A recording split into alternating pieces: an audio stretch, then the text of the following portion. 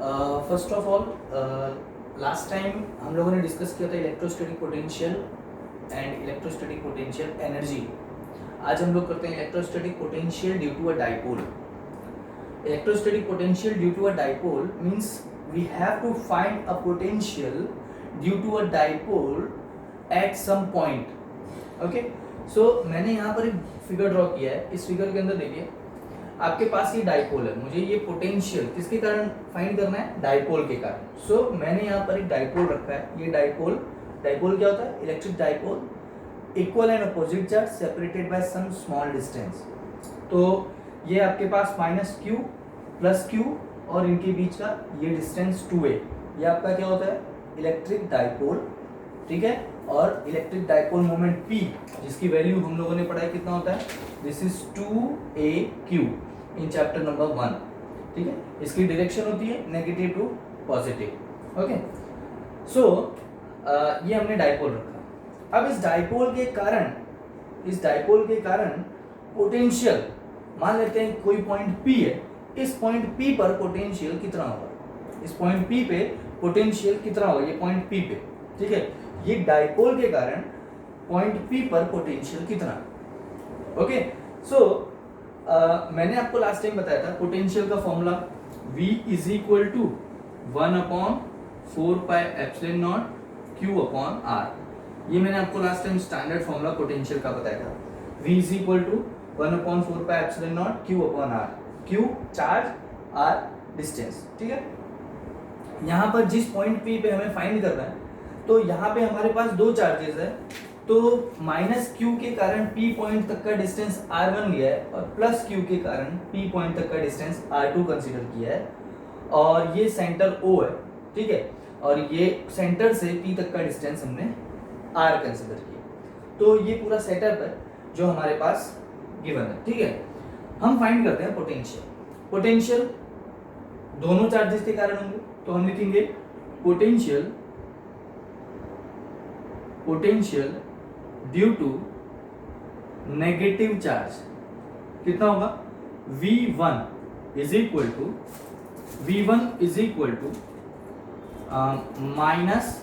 -1/4πε0 Q/R and potential due to positive charge V2 is equal to 1/4πε0, this one is Q/R1, sorry it's Q/R1, और ये आपके पास distance होगा Q/R2। तो V1 और V2, -q के कारण पोटेंशियल कितना होगा फाइंड कर लिया, +q के कारण पोटेंशियल कितना होगा फाइंड कर लिया P पॉइंट पे। तो टोटल नेट पोटेंशियल कितना, वो हम बाय सुपरपोजिशन प्रिंसिपल का यूज करके फाइंड कर सकते हैं कितना होगा। Therefore V is equal to V1 plus V2 कितना होगा, therefore V is equal to V1 मेरे पास ये है, V2 मेरे पास ये है, तो दोनों में एक चीज कॉमन है 1/4πε0। ठीक है, तो ये हम पहले वैल्यू रख देते हैं Q/R1 प्लस 1/4πε0 Q/R2। यहाँ से हमने कॉमन ले लिया यहाँ से हमने कॉमन लिया Q/4πε0, अंदर बचा 1/R2 minus 1/R1, 1/R2 minus 1/R1। This is your equation number 1। ध्यान रखना, ये इस इक्वेशन से अब हम आगे सॉल्व करेंगे। ठीक है,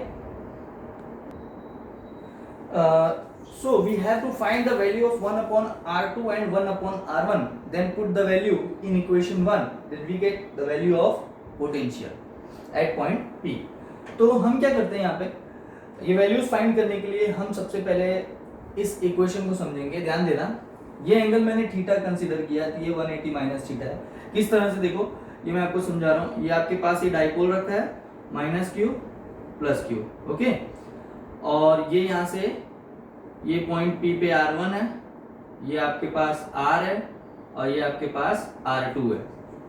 तो ये क्या है आपके पास, एक यहां कितना एंगल बनेगा 180, ये मैंने कितना एंगल कंसीडर किया, थीटा, तो ये एंगल कितना होगा 180 माइनस थीटा, ये पूरा एंगल 180, ये थीटा, तो ये कितना होगा 180 माइनस थीटा। तो ये एंगल आपको समझ आ गया होगा कि ये थीटा और ये 180 माइनस थीटा हमने क्यों लिया। अब देखना law of parallelogram of vector के हिसाब से, law of parallelogram of vector है ना, क्या होगा, हमने पढ़ा हुआ है 11th क्लास में वेक्टर्स चैप्टर के अंदर कि मान लेते हैं हमारे पास ये एक ए वेक्टर है, ये बी वेक्टर है, और इसको मैं थोड़ा सा एक्सटेंड करता हूं, ठीक है, तो ये बी है तो ये भी बी, और ये ए है तो ये भी ए, क्योंकि ये पैरेललोग्राम बना, पैरेललोग्राम को ऑपोजिट साइड्स इक्वल होते हैं। और इसका जो रिजल्टेंट होगा, ये रिजल्टेंट होता था आपके पास आर यहाँ पे, ठीक है, ये आपके पास वेक्टर, आपके पास क्या रिजल्टेंट हुआ आर, और ये रिजल्टेंट हम फाइंड करते थे R square is equal to A square plus B square plus 2ab cos theta, और यहां से स्क्वायर हटाओ तो इस साइड क्या आ जाता था स्क्वायर रूट, ठीक है। अब ये कैसे होता था, ये थीटा, थीटा का है आपके पास, ये जो इक्वेशन फाइंड करते थे कैसे फाइंड करते थे, ध्यान देना, ये रिजल्टेंट है और ये आपके पास ए वेक्टर, ये बी वेक्टर, ठीक है। हम करते क्या थे वहां पे, इसको कंस्ट्रक्ट करके ये 90 डिग्री होता था, ये एंगल थीटा होता था, थीटा कौन सा एंगल होता था, ये एंगल, और ये आपके पास होता था अल्फा, और यहां से ये हम फाइंड करते थे this is B sine theta, ये होता था बी कॉस थीटा। तो पाइथागोरस थ्योरम से हम ये ट्रायंगल का यूज करके, पाइथागोरस से ये ट्रायंगल से हम लोग इस इक्वेशन को फाइंड करते थे। तो देखो यहाँ पे एंगल थीटा का है, थीटा एंगल, ये आपके पास ये जो बी है, बी और ए के एक्सटीरियर हमने जो लिया है वो थीटा एंगल हमने कंसीडर किया है। तो जो दो वेक्टर आप कंसीडर करेंगे उसके एक्सटीरियर एंगल को हम यहां पर लेंगे, ठीक है, एक्सटीरियर एंगल को, और ये आपका रिजल्टेंट होगा। तो देखो वहां पर अब हम फाइंड करते हैं कैसे, देखना ये क्या है आपके पास ए, ये है आपके पास स्मॉल ए, ठीक है, और ये पूरा डाइपोल है आपके पास, माइनस क्यू और प्लस क्यू, ये आपके पास सेंटर, ठीक है, ये है यहां से यहां तक का डिस्टेंस आपके पास ए, ये जो पी पॉइंट जहां पे फाइंड करना है ये इसका डिस्टेंस है आर, ठीक है, और ये जो डिस्टेंस हमने लिया है ये कितना लिया है r1, ठीक है। तो ये तीन चीज पता चल गई आपको, ये ए आर r1 और इसका एक्सटीरियर एंगल हमने कितना कंसीडर किया है थीटा, क्लियर है। तो अब बताओ यहाँ पे लॉ ऑफ पैरेललोग्राम वेक्टर्स किस तरह से हम यूज करेंगे r1 स्क्वायर, है ना, r1 square is equal to A square plus R square plus 2ar, और एंगल कितना लेंगे उसका एक्सटीरियर cos थीटा, ठीक है। तो ये आपको समझ आ गया, r1 square is equal to A square plus R square plus 2ar cos theta, okay. चलो r2 स्क्वायर फाइंड करना, तो कैसे फाइंड करेंगे, तो देखो मैं आपको r2 फाइंड करके बताता हूं।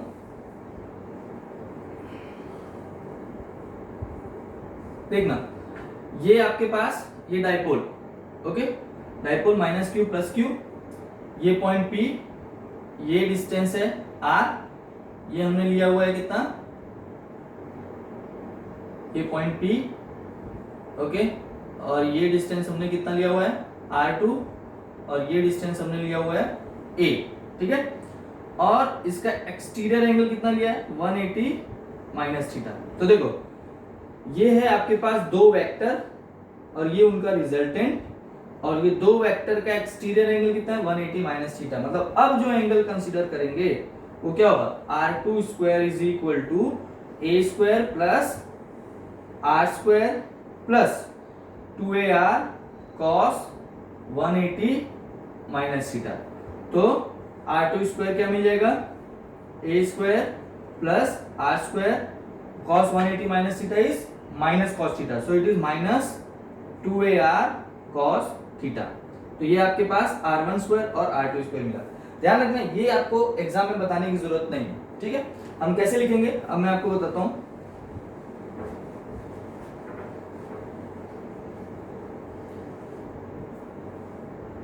Now from figure r1 square is equal to r square plus a square plus 2ar cos theta, ठीक है। एंड r2 स्क्वायर भी कैसे करेंगे, and r2 square is r square plus a square minus 2ar cos theta. तो ये r1 square मिल गया, r2 square मिल गया। तो अब हम 1/r2 और 1/r1 इजीली फाइंड कर सकते हैं। तो क्या करेंगे देखना, अब सिर्फ मैथमेटिक्स हम करेंगे यहाँ पे। तो सबसे पहले यहाँ पे r1 स्क्वायर, ठीक है, मैं r स्क्वायर यहाँ से ले लेता हूँ कॉमन, अंदर क्या बचा 1 plus a square upon r square plus 2a upon r cos theta. Okay, here r is very very greater than a। ये जो डिस्टेंस r है a के कंपेयर में कैसा है, बहुत बड़ा है, क्योंकि a तो स्मॉल, 2a स्मॉल है, तो a तो उससे भी स्मॉल होगा। तो r क्या है, a के कंपेयर में बहुत बड़ा है। So r is very very greater than a। तो क्या हो जाएगा, then r square upon a square is neglected. तो क्या हो जाएगा, therefore r1 square is r square 1 plus 2a upon r cos theta. Okay, अब यहां से ये स्क्वायर हटाएंगे तो यहां रूट आ जाएगा, तो r स्क्वायर का रूट r, और इसका कितना होगा 1 plus 2a upon r cos theta raise to 1/2, ठीक है। इसको देख लेना यहाँ पे, अभी हम इसके आगे करते हैं।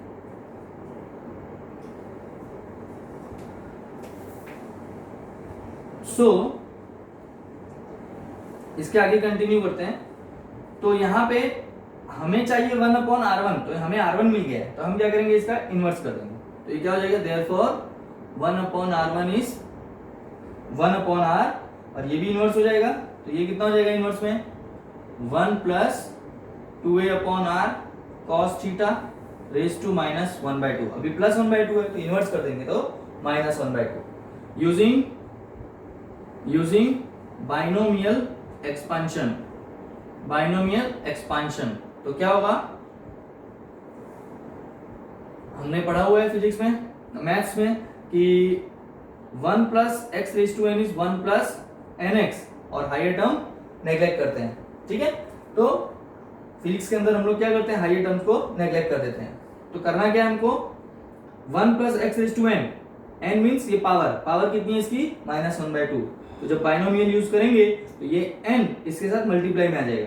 तो ये n कितना है, -1/2, जो इसके साथ मल्टीप्लाई में आ जाएगा। ये जो ये टर्म है इस टर्म के साथ मल्टीप्लाई में, तो क्या हो जाएगा, देयरफॉर 1/r1 इज 1/r1, और ये माइनस के कारण -1/2 मल्टीप्लाई में आ गया, और यहाँ पे क्या बचा 2a upon r cos theta. 2 से 2 कैंसल, तो 1/r1 किसके इक्वल मिला, 1/r1 minus a upon r cos theta.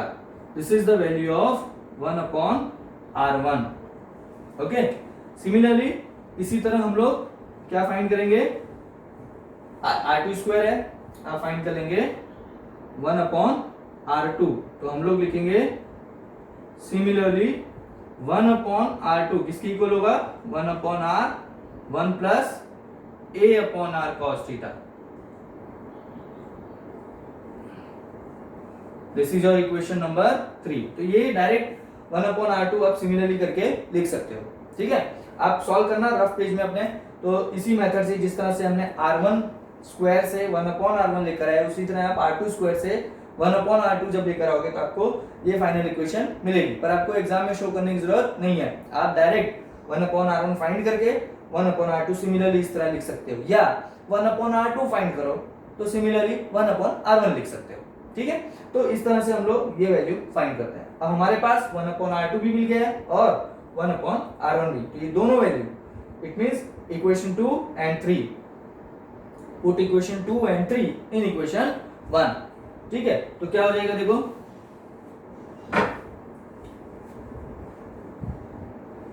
चलो, इक्वेशन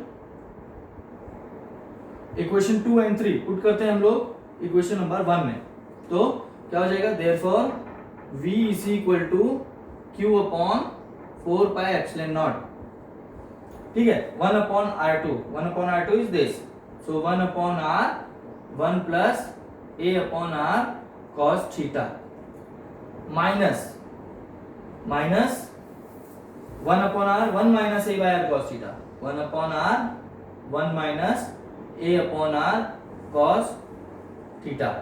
सो यहां से कॉमन क्या निकल रहा है, 1 अपॉन r कॉमन है, so 1 q upon 4 pi epsilon nought, 1 upon r common, 1 plus a by r cos theta minus 1 plus a by r cos theta, minus 1 plus 1 cancel.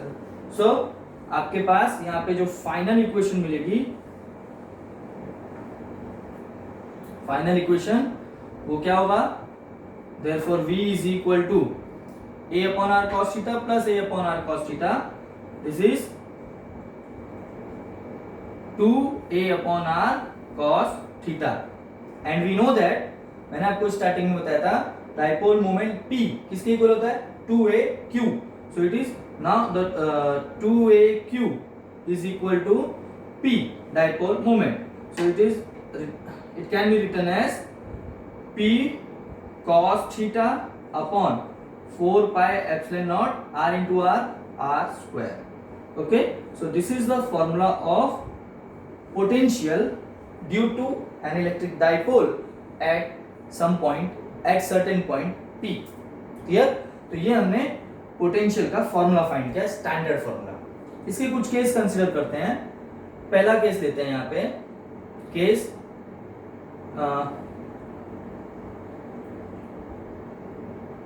first, if theta is equal to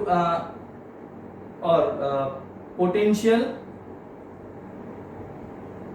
at axis, potential at axis, तो theta कितना होता है, 0 degree और 180 degree. Axis का मतलब first chapter के अंदर हमने फाइंड किया था electric field on the axis and equator.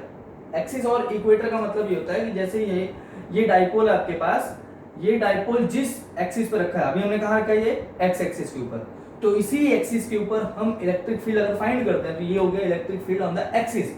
और अगर उसका परपेंडिकुलर डिस्टेंस कहीं परपेंडिकुलर डिस्टेंस पे किसी पॉइंट पे फाइंड करते हैं तो इसको बोलेंगे electric field on the equator. इसीलिए इक्वेटर पे एंगल 90 डिग्री होता है और एक्सिस पे एंगल 0 डिग्री और 180 डिग्री हम कंसीडर कर सकते हैं। अगर डायरेक्शन अपोजिट तो 180 डिग्री कंसीडर कर सकते हैं। ठीक है, यहाँ पे डाइपोल है ना, डाइपोल की डायरेक्शन ये बराबर।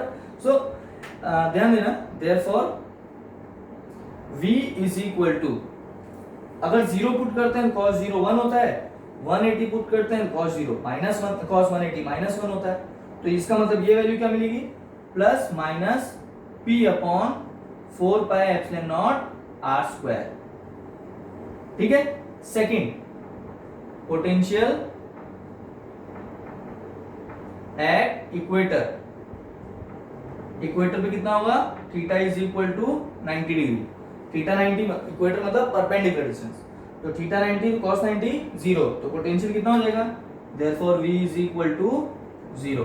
तो ये आपका पोटेंशियल के दो केस कि भाई अगर ये एक्सिस या ये पॉइंट इक्वेटर, यहां कहीं एक्सिस या इक्वेटर पे फाइंड करेंगे तो ये मिलेगा, और इसके अलावा और किसी पॉइंट पे फाइंड करेंगे तो ये वैल्यू मिलेगी। ठीक है, ये आपका पोटेंशियल। अच्छा, वेक्टर फॉर्म में किस तरह लिखते हैं, ध्यान देना, v स्केलर है, पोटेंशियल स्केलर होता है, लेकिन अगर इसी को हम वेक्टर फॉर्म में रिप्रेजेंट करते हैं, मतलब पोटेंशियल को नहीं उसकी इक्वेशन को, तो किस तरह से करेंगे, तो देखना ये जो हमारे पास इक्वेशन है v is equal to p cos theta upon 4 pi epsilon not r square. हमने एक इक्वेशन पढ़ा है वेक्टर के अंदर, a dot b this is equal to ab cos theta, a dot b is ab cos theta. ठीक है, सो यहां पे क्या है, p cos थीटा है ना, यहां पे क्या है p cos थीटा, तो क्या मैं इसको इस तरह से लिख सकता हूं, p into 1 into cos theta. Clear हुआ, p cos थीटा को मैं p 1 cos थीटा लिख सकता हूं, मतलब a आपके पास ये, b आपके पास ये, दोनों का वेक्टर ले लेते हैं, क्या हो जाएगा p वेक्टर 1 कौन से वेक्टर का मैग्नीट्यूड होता है, यूनिट वेक्टर का, तो हम लोग लिख देते हैं r unit vector. r vector ऐसे मत लिखना क्योंकि इसका मैग्नीट्यूड 1 नहीं होता है, यूनिट वेक्टर का मैग्नीट्यूड 1 होता है, इसलिए हमने p vector dot r unit vector is equal to p cos theta.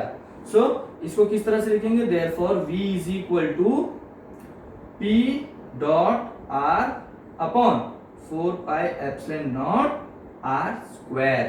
ठीक है, अगर इसको यहां वेक्टर लिखते हो तो फॉर्मूला यूज करो, p dot r upon 4 pi epsilon not r cube. क्यों आया क्यूब, बिकॉज यूनिट वेक्टर किसके इक्वल होता है, vector upon magnitude of vector. तो जो मैग्नीट्यूड है जो इस स्क्वायर से मल्टीप्लाई होगा क्या हो जाएगा, क्यूब हो जाएगा, और यहाँ पे r वेक्टर आ जाएगा। तो या तो इस फॉर्म में रिप्रेजेंट करो या इस फॉर्म में, दोनों राइट है। ठीक है, तो ये आपका potential on point at point P। Okay.